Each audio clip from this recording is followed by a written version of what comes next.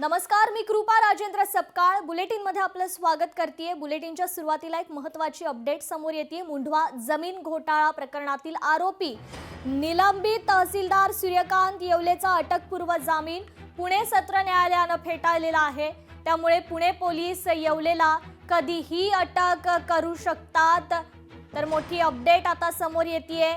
मुंढवा जमीन घोटाळा प्रकरणातील जो आरोपी निलंबित तहसीलदार सूर्यकांत येवले याचा अटकपूर्व जामीन आता पुणे सत्र न्यायालयाने फेटाळलेला आहे।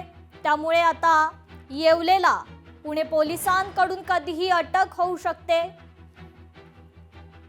ही अपडेट आता समोर येते। मुंढवा जमीन घोटाळा प्रकरणातील आरोपी निलंबित तहसीलदार सूर्यकांत येवलेने अटकपूर्व जामीन केला होता, मात्र हा जामीन अर्ज आता पुणे सत्र न्यायालयाने फेटाळलेला आहे। त्यामुळे आता सूर्यकांत येवलेला कधीही अटक होऊ शकते।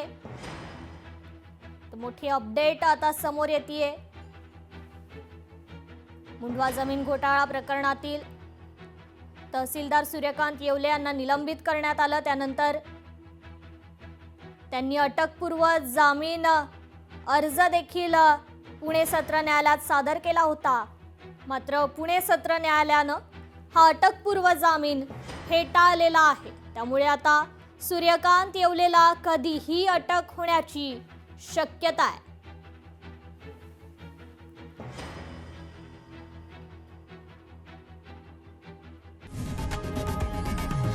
लोकशाही मराठी ऐका, पहा, जागरूक रहा।